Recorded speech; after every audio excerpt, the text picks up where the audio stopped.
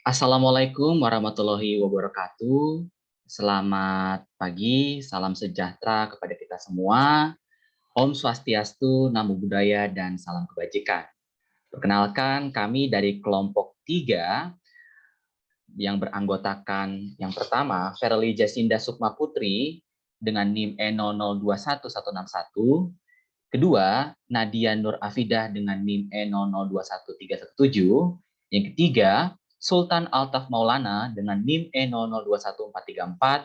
Dan yang keempat, saya sendiri yaitu Yohanes Christian Kamingyeti dengan NIM E002144, di mana pada hari ini kami akan memaparkan dan mempresentasikan kepada Ibu Anugrah dan teman-teman semuanya mengenai analisis dari konflik antara Rusia dan Ukraina yang saat ini sedang terjadi dan mendapatkan perhatian dari dunia internasional.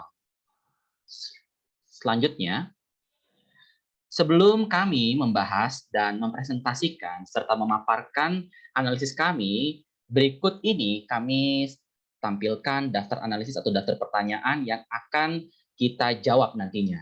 Untuk pertanyaan pertama, apa bentuk pelanggaran hukum internasional yang dilakukan oleh Ukraina dalam konflik antara Ukraina dan Rusia? Berikan dasar hukum dan penjelasannya. Yang kedua, apa bentuk pelanggaran hukum internasional yang dilakukan oleh Rusia dalam konflik antara Ukraina dan Rusia? Berikan dasar hukum dan penjelasannya. Yang ketiga, adakah keterlibatan negara ketiga dalam konflik antara Ukraina dan Rusia? Apabila ada, apa bentuk pelanggaran hukum internasional yang dilakukan oleh negara ketiga dalam konflik Ukraina dan Rusia tersebut, dan berikan dasar hukum serta penjelasannya. Selanjutnya, saya persilahkan kepada Sultan untuk memberikan pemaparan dan penjelasannya mengenai pertanyaan nomor 1 tersebut.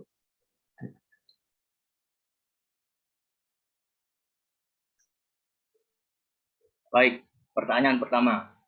Apa bentuk pelanggaran hukum internasional yang dilakukan oleh Ukraina dalam konflik antara Ukraina dan Rusia? Berikan dasar hukum dan penjelasannya.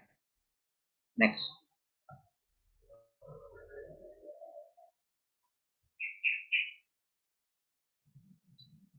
Pelanggaran hukum internasional yang dilakukan oleh Ukraina adalah pelanggaran terhadap perdamaian dan hubungan persahabatan antar negara. Adapun alasan utama mengapa konflik Rusia dan Ukraina terjadi karena pihak Ukraina ingin bergabung dalam organisasi NATO. Pada waktu itu, Rusia menolak Ukraina untuk bergabung dalam organisasi NATO dikarenakan akan mengganggu militer dan politik di wilayah Rusia, khususnya wilayah timur dan Pasifik Utara.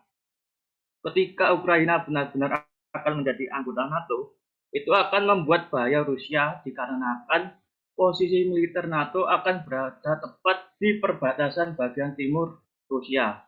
Sebab itulah mengapa Rusia melakukan invasi ke Ukraina.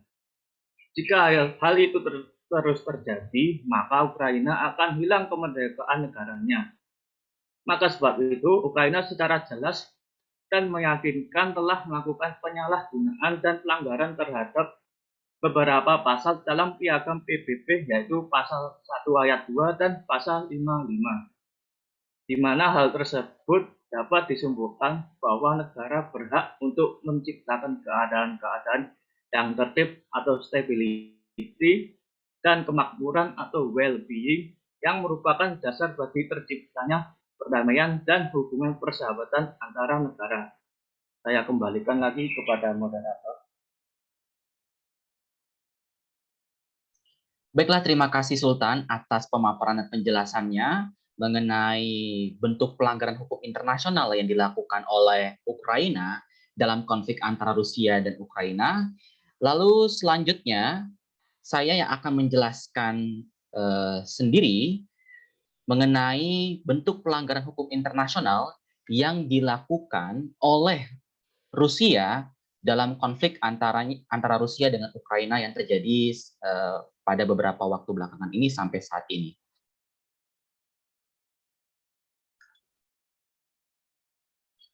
Pertanyaan nomor 2, apa bentuk pelanggaran hukum internasional yang dilakukan oleh Rusia dalam konflik antara Ukraina dan Rusia? berikan dasar hukum dan penjelasannya. Berdasarkan analisis yang telah kami kaji dan telah kami selidiki bersama-sama, bahwa ada 4 bentuk pelanggaran hukum internasional yang dilakukan oleh Rusia. Yang pertama adalah pelanggaran terhadap kedaulatan teritorial atau divine territory negara Ukraina, di mana seluruh tindakan yang telah dilakukan oleh Rusia jelas-jelas telah bertentangan dengan prinsip dan ketentuan yang terdapat di dalam Piagam Perserikatan Bangsa-Bangsa atau PBB, pasal 1 ayat 1, pasal 1 ayat 2, pasal 2 ayat 3, dan pasal 2 ayat 4, yang di dalamnya secara eksplisit mengakui kedaulatan suatu negara sebagai hal utama dalam hubungan internasional, serta melarang tindakan mengancam atau menggunakan kekerasan terhadap integritas wilayah atau kemerdekaan politik negara lain. Selepas itu, tindakan yang dilakukan oleh Rusia juga dianggap bertentangan dengan Memorandum Budapest tahun 1994 mengenai menghormati kemerdekaan, kedaulatan, dan keutuhan wilayah Ukraina yang telah ditandatangani oleh Rusia. Lalu selanjutnya, bentuk pelanggaran hukum internasional kedua yang dilakukan oleh Rusia terhadap Ukraina adalah mengancam sekaligus menghilangkan nyawa warga sipil Ukraina. Tindakan invasi yang dilakukan secara besar-besaran dan tragis oleh Rusia telah menelan banyak korban jiwa dari warga Ukraina. Berdasarkan data terbaru yang dirilis oleh Kantor Komisaris Tinggi PBB untuk Hak Asasi Manusia, bahwa sedikitnya 1.119 orang tewas dan 1.790 orang terluka sejak invasi Rusia ke Ukraina dimulai. Kejadian ini membuktikan bahwa Rusia telah melakukan pelanggaran terhadap pasal 52 ayat 5 huruf B Protokol Tambahan 1 tahun 1977 yang melarang segala macam bentuk serangan yang dapat menyebabkan hilangnya nyawa warga sipil, cedera pada warga sipil, dan kerusakan objek sipil. Selepas itu, serangan militer yang dilancarkan oleh Rusia bertentangan dengan Konvensi Jenewa 4 tahun 1949 yang secara istimewa mengatur tentang perlindungan kepada warga sipil. Lalu selanjutnya saya persilahkan kepada Nadia Nur untuk memberikan pemaparan dan penjelasannya mengenai bentuk pelanggaran internasional yang dilakukan oleh Ukraina yang ketiga dan yang keempat.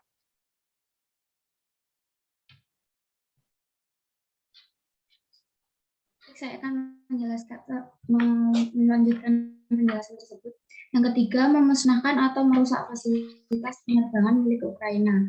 Tindakan invasi yang dilakukan oleh Rusia bukan hanya menyasar kepada masyarakat dan penduduk Ukraina, melainkan menyasar juga kepada fasilitas penerbangan milik Ukraina, yaitu pesawat Antonov AN-225 Mriya di Bandara Hostomel dekat ibu kota Ukraina, yaitu Kiev.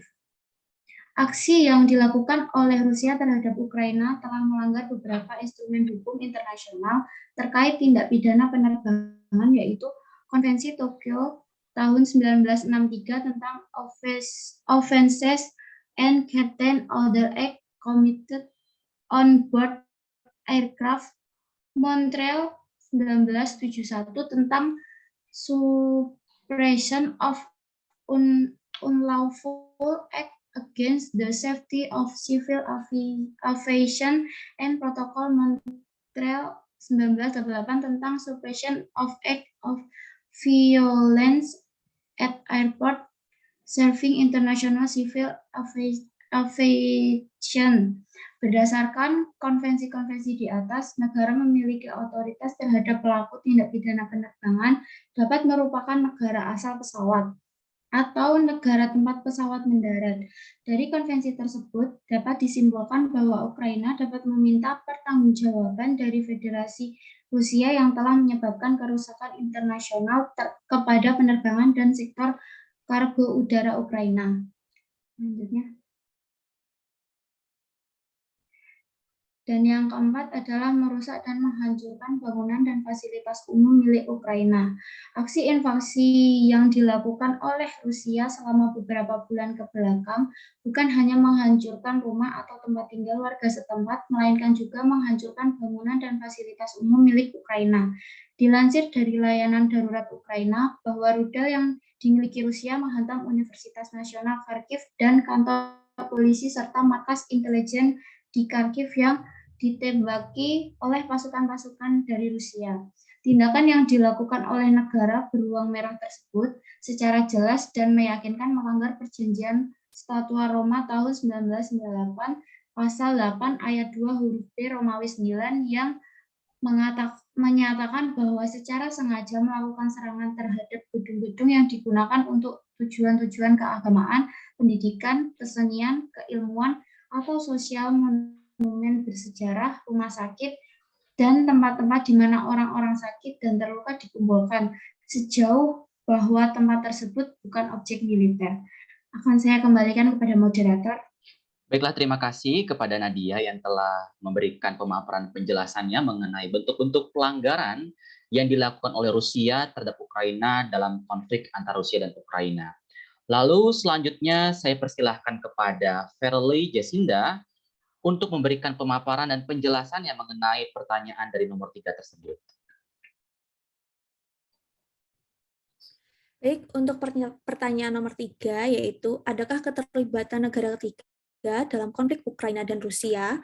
Apabila ada, apa bentuk pelanggaran hukum internasional yang dilakukan oleh negara ketiga dalam konflik Ukraina dan Rusia?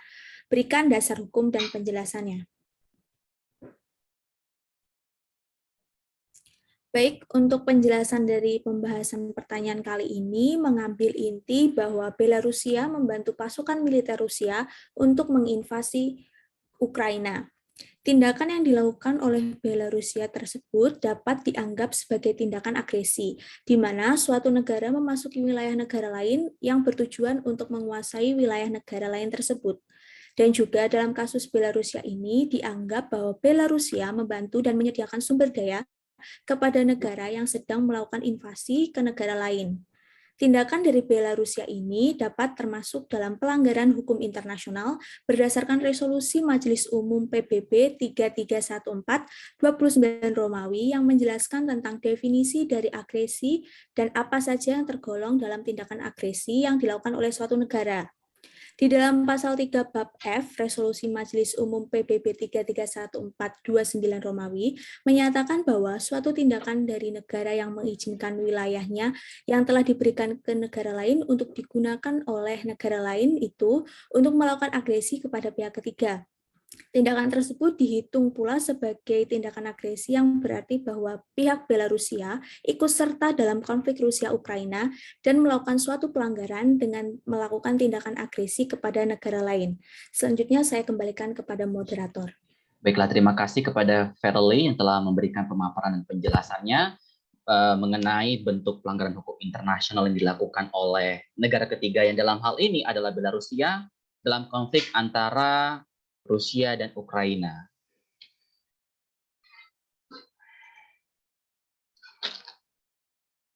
Demikianlah analisis, pemaparan, dan penjelasan yang dapat kami sampaikan kepada Ibu Anugrah dan teman-teman semuanya.